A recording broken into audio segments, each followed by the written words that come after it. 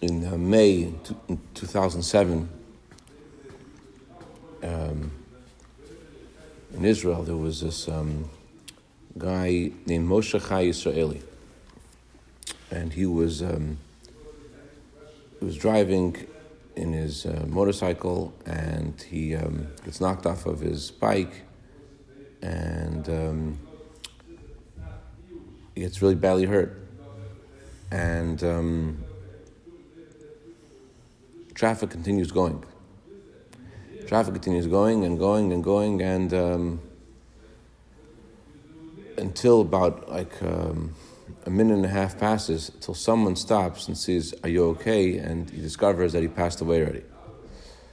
So this shook up all of Israel, and the policeman stopped driver, said, "Why didn't you stop for this guy?" And the driver said, "We thought someone else would stop. We were driving, we were busy, we thought someone else would stop."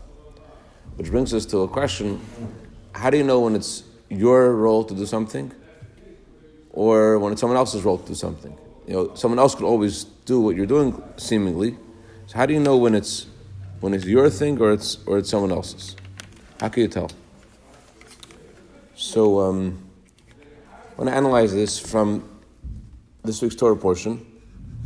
There is a law in this week's Torah portion. It says, "Lo sa'amod adam re'echa." Do not stand by the blood of your friend. And Rashi comments, when you see someone drowning in the river and you're able to save him, don't stand by. Don't stand idly by. Rashi phrases it in a very interesting way. You see someone drowning in the river. What's the difference if you see them or you don't see them? The Torah says don't stand idly by. The Torah's commandment is not only about your eyes. The Torah's commanding you not just about your words. Don't speak things that will cause someone pain. Don't do things that will cause someone pain. Rashi focuses on your eyes. Why does it focus on your eyes, of all things? So the answer is this, that Rashi wants to connect you to the event that you're seeing. Rashi is saying, you saw this happen, this has a relationship to you. There's a law in America called the Good Samaritan Law. Have you heard of the Good Samaritan Law? No? Good Samaritan Law, there was this woman named Kitty Dominguez, I think. She was in her apartment, and she went into her apartment building, and some crazy guy went and attacked her, and he stabbed her again and again, and she's screaming and screaming.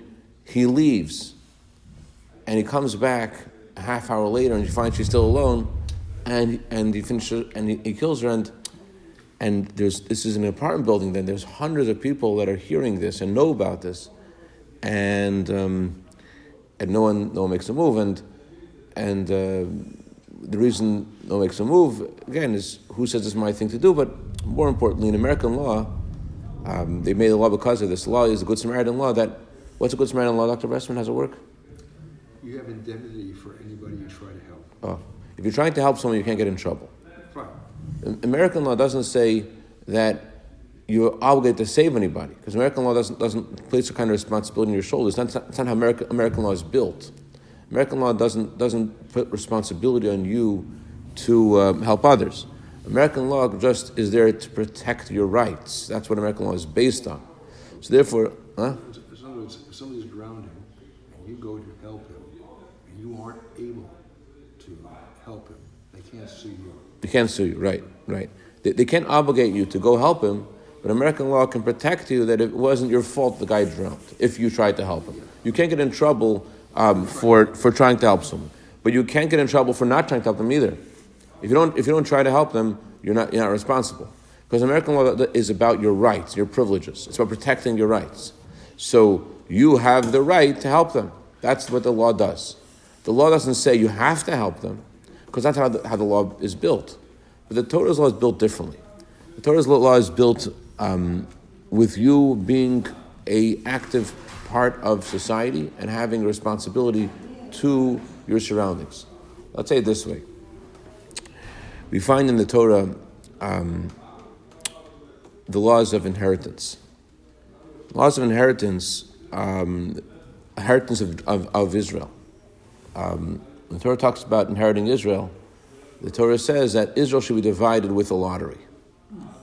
So the division of, let's say, Moshe Rabbeinu being decided that he be the leader of the Jewish people was not with a lottery. The division of the Kohanim, given their status, no lottery. But only in regards to where you live, this was decided by a lottery. Not just a lottery. We're familiar with how Israel was divided. Elazar, the high priest, wore the Urim V'Tumim, and he had divine inspiration, and he announced, "I'm going to pick up now the."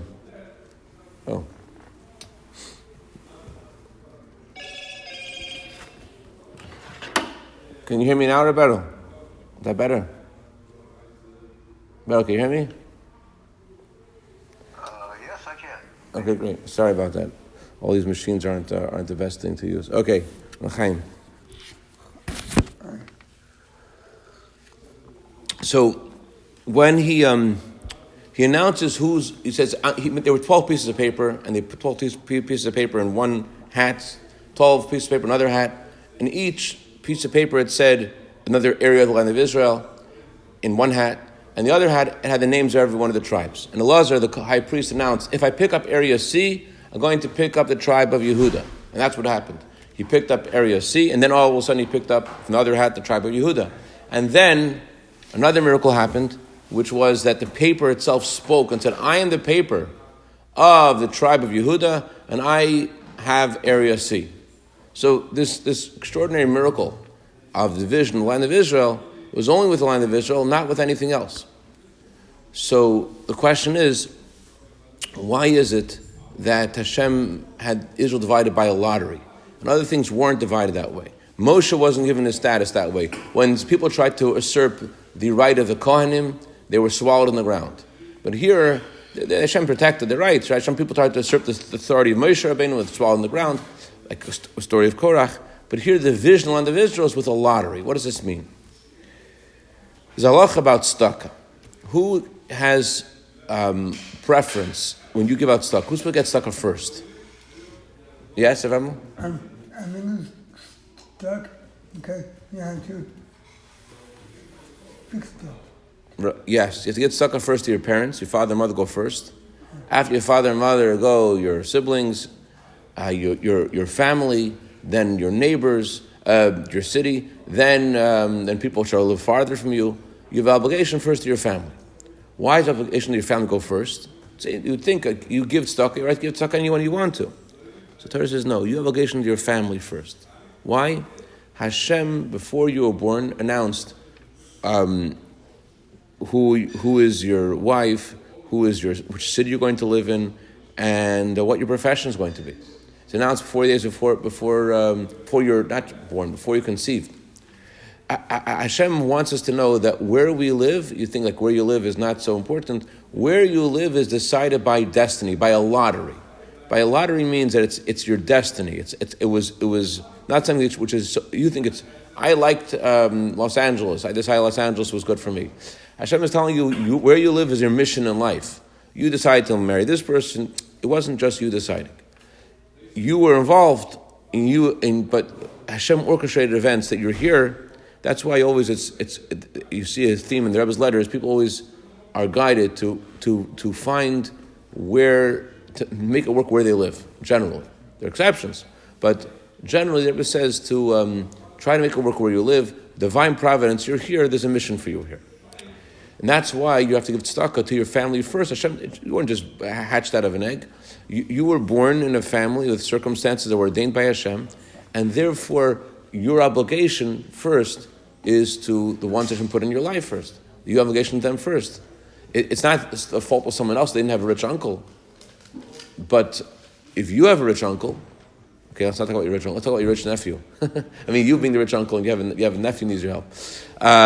So you have obligation to your nephew first. They're your nephew. You could help them. You have to help them first. They're your family. You're obligated to help them first. Why? Hashem put them in your life. You're responsible for them. That's what Rashi is trying to tell us with the words, do not stand by the blood of your friend. Don't stand idly by. Rashi is saying, you saw this happen. If you saw this happen, that means there's something you could do about it. Why did Hashem show it to you? Whatever Hashem shows you is for a reason. Hashem showed you this guy is drowning, that you're able to save him. There's a discussion about the intro to this mitzvah. It says, do not do any tail bearing, and do not stand by the blood of your neighbor. So the way the Torah phrases it sounds like they're connected. So other commentaries, they explain that there's a story in Tanakh about Doeg telling King Saul about someone who provided a safe haven for King David, and because of this, King Saul destroyed a whole city of Kohanim, city of Nov. So it happened because he spoke ill of someone. So he spoke ill of the Kohen Gadol, and this is what caused death. So they're saying that sometimes you could speak about something that could cause death. That's how other commentaries understand the connection. But Rashi looks at this mitzvah and he says there's something direct the Torah is telling you about you and your circumstances and where you are and your responsibility to who's around you in your life. It's not just about acting kindly to others. It's about realizing your place where you are. You saw this happen, Rashi. Rashi focuses on what you saw. You saw this means you could do something. See something, that means you can do something. Let's look at the story of David, of Yosef and his brothers. Yosef famously is taken by his brothers, and they are upset at him, and they throw him into a pit. What happens next? So Reuven wants him to be thrown into a pit, and he has in mind, I'm going to come save him later, and then Reuven is called away, or he calls himself away to go serve his father. In the interim, when Reuven goes to go save his father, to go assist his father, it's his turn to go work to service his father. Yehuda goes and says to his brothers, why should we kill him? Let's sell him. And they sell him into slavery, and the rest we know. So it's interesting, Yaakov's perspective on the story. When Yaakov blesses his children, Yaakov criticizes Reuven, and he praises Yehuda. Now think about the just looking at this in a very peripheral, superficial level. Who is better in the story? Reuven is trying to save his brother. Just put him in the pit, and I have an obligation to go help him serve my father. I'm going to come back later and bring him out of the pit. Reuven comes back and he sees the child's not there, his brother's not there, and but he tried. He did his best. It seems he did his best. He went to go. He told his brothers, guys, I'm the oldest brother. I want you guys to put him in the pit. Don't kill him. But what Reuven didn't realize, there were snakes and scorpions in the pit. Putting in the pit was actually a death sentence to Yosef. Yehuda, on the other hand, it seems like in the periphery of the story, he says, what gain do we have from killing our brother? We gain anything? Let's better do something else. Instead of killing him, you know what we should do? Let's sell him. We'll gain something. Killing him doesn't give us anything. Let's sell him. If we sell him, we'll have something. So it seems like Yehuda's out for the money. Reuven is very concerned. He's very aware of his conscience, and he wants to do the right thing. And yet, Yaakov looks at Reuven and he criticizes him, and he looks at Yehuda and he praises him. Why? So let's look a little bit deeper on who Reuven was at this time in his life. When Reuven's mother passes away, when Yaakov's wife Rachel passes away, Reuven is zealous for his mother Leah's honor, and he wants that Yaakov should now look at her as his main wife. And instead, Yaakov had made a decision honoring the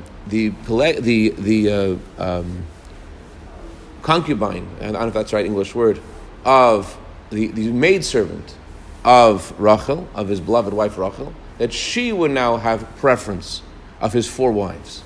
So Reuven moved the bed of his mother into Yaakov's tent in order to say that she should be the main wife, and that wasn't the right thing to do, because that wasn't his business. He should have trusted Yaakov to know that Yaakov knows what the right thing to do is. So it's considered a sin for him.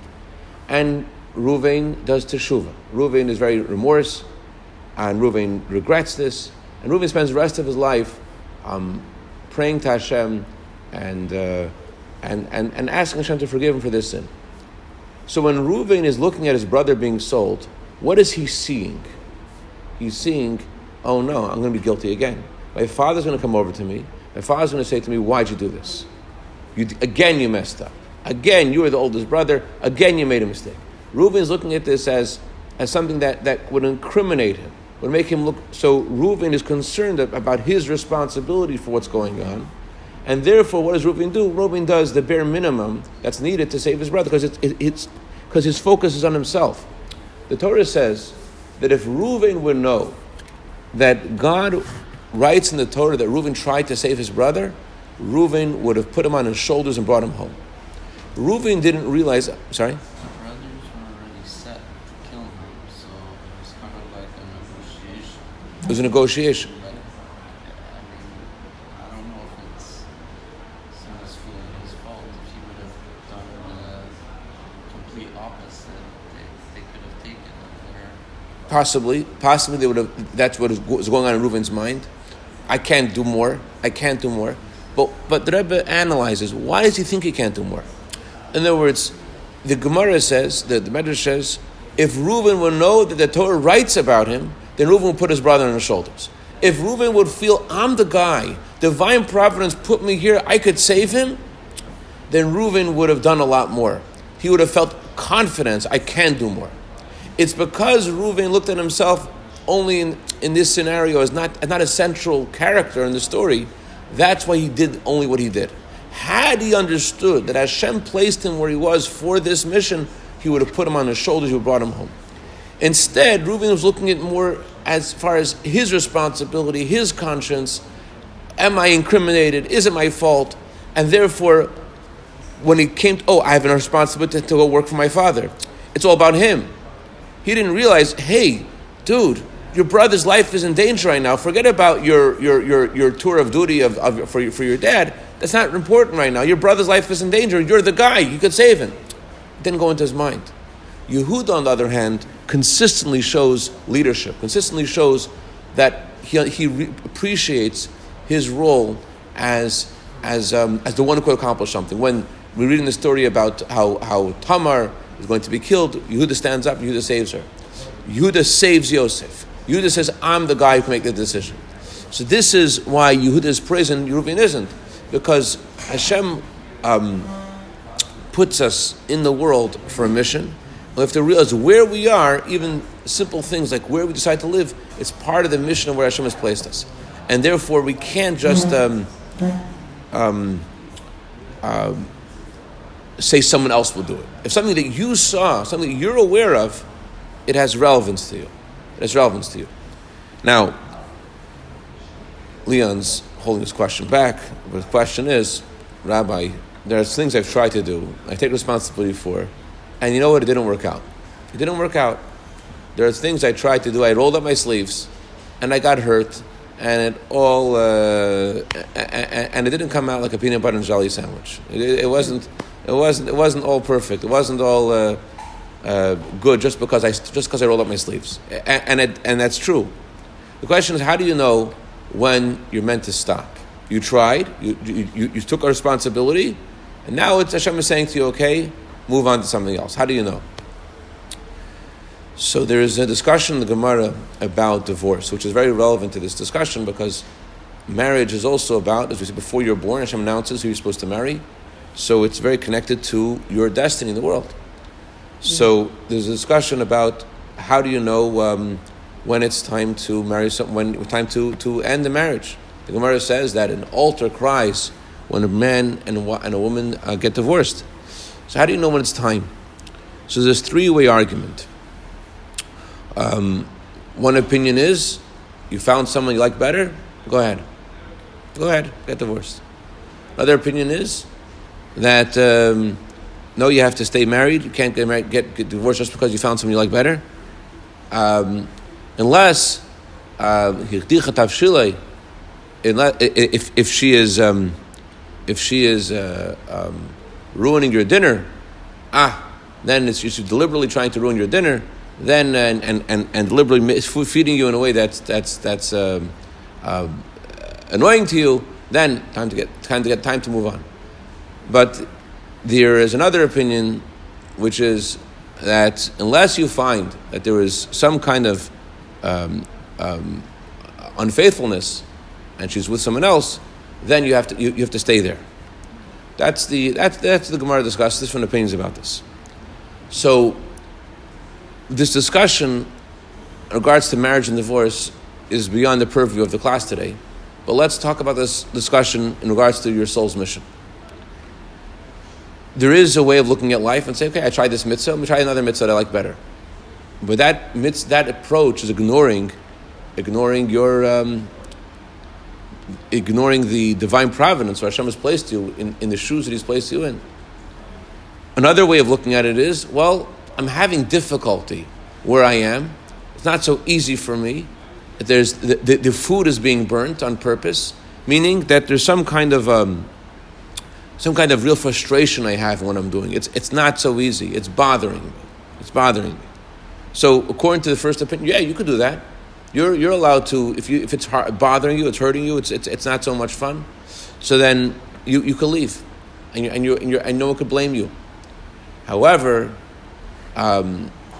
the Talmud says we should be strict like Beis Shammai over here, and just because things are hard for you doesn't mean you should let go.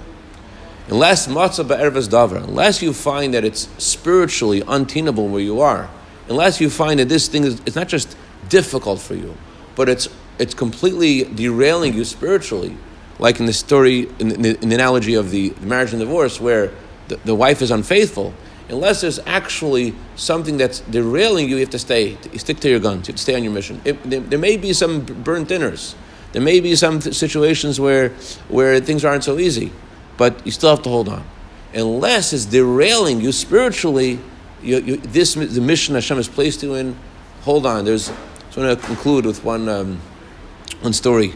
Rabbi and Mrs. Shabtai Savatitsky were sent by the Rabbi to Belgium, and they were having a very hard time. They wanted to leave their post, and at that time they were speaking about how whenever he appoints an emissary, the Talmud says one emissary could appoint a second emissary. So if you're appointed, you should also empower others to do the missions as well. Don't just look at your appointment as being exclusive, and appoint other emissaries as well. So they wrote a letter to the Rebbe. We have a great idea. You put us in this position. It's really not working out, really having a hard time. However, we have a great idea. There's other people that would love this position. We'll stay here, we'll help them get set up. We'll go to Israel, we're both from Israel, we're both familiar with Israel, we'll do much better in Israel. And we'll help someone else join us here, and then we'll leave. Shliach, oisa shliach. One emissary, as you say, should make another emissary. They wrote to the Rebbe, the water has reached nafesh. The water has gone above our nostrils. We can't handle it. The Rebbe, very uncharacteristically, to this time period, the Rebbe totally erased, the Rebbe crossed out the whole idea of bringing someone else. No, bad idea. Instead, the Rebbe said, Talmud says, the Torah, King Solomon says, there's more light when it comes from the darkness. There will be more light now, because you have such frustration, such anxiety, such angst. There'll be more light. Instead, what the Rebbe say you should do? You should use out your soul powers, your energy, your power, where you are fully in the place you're in. Underline that. Use out the power you have fully in the place you're in. And all of a sudden, the curtains opened, and they saw amazing success, step after step, day after day, month after month, year after year, till they're there till today, and they did amazing things, and they continue to do amazing things. What changed? What changed wasn't just the Rebbe's blessing. The Rebbe gave his blessing before they left. Where was this? In Belgium, in Antwerp. What changed was their perception. The Rebbe said, you're here to stay. Use out all your soul powers where you are. This is where Hashem has placed you. That's what opened the curtain. That's what changed things. And that's why the Trump puts this Torah portion uniquely among all Torah portions. This Torah portion was given to us differently than other Torah portions. Other Torah portions, there was a certain system of how Hashem presented it to us. First, Hashem told Moshe the mitzvah. Then Moshe would call in Aaron, and he would tell Aaron the mitzvah. Then Moshe would call in Aaron's children, and they would come in. And then and then he called in the elders, and the elders would come in, and Moshe would tell them, and then all the Jewish people would hear the mitzvah. Here, Moshe says, this is the one place in the Torah that we find this, and the other place in Parshat Yakel, everybody come together. This is something important. Attention came our chapters, I got to tell this to you. That's how this mitzvah was presented. Because this Torah portion is highlighting the unique responsibility, not just responsibility, but the unique mission each of us has in the place Hashem has placed us in. And that's why the title of the Torah portion is Kedoshim. Kedoshim means you're holy. What do you mean you're holy? Being holy means that there's not just a mitzvah to serve Hashem in the specific things Hashem has commanded us to do, but even in things which you're not commanded to do. Even things which there's no official mitzvah. You're on your own. You could do whatever you want. It's kosher food, it's kosher drink, it's kosher money. Seemingly do whatever you want with it. But there's one mitzvah that changes the whole color of the Torah. Hashem says, be holy. That means whatever you do has to be for the purpose of Hashem's mission. Either you're serving Hashem or you're not serving Hashem. That's what this mitzvah changes. That Hashem, even though it's kosher and fine, but Hashem says, you have to realize, I placed in this world, with the things I put in your life, a mitzvah is not just about fulfilling an obligation. Hashem, with this mitzvah of being holy, Hashem is changing the identity of the Jewish people. He's saying to us, I gave you these mitzvahs, I want you to be connected to me. It's not about fulfilling obligations. I want you to be connected to me because I've created your whole persona. You have a mission. You are not a separate entity. You're not someone who's on the outside. Hashem is saying, you're my child, and I want to be connected to you in everything that you do. B'chol derchecha, in words of King Solomon, in all your ways you should know. That's why this mitzvah was given to us, all of us together, because it's a very fundamental thing. Nachmanides says, you could be an abominable person with the Torah's permission without this mitzvah. You could be abominable. You could find all kinds of kosher things to do all day which are disgraceful, and they're officially kosher. But this mitzvah changes the color of the Torah. It says Hashem defines what Jewish people are. They're meant to be a holy nation connected to God. God says, I am holy, I want you to be holy. And this is very relevant to the time we're in now, the last moments of the exile for the coming of Mashiach. The coming of Mashiach is about Hashem's presence being manifest in the physical world, about the Jewish people being revealed as Hashem's chosen people and being one with Hashem. So to connect to this time, to prepare for this time, Hashem tells us to look at yourself not just as someone who has obligations to some foreign master, but that you are a holy person. You have connection. There's something in you that's part of Hashem, and your life, all the circumstances in your life, are part of that mission. L'chaim, l'chaim. L'chaim v'rach. Any questions, comments, criticism? Yeah. Yes, Avram. What is Rosh Chodesh? Berry.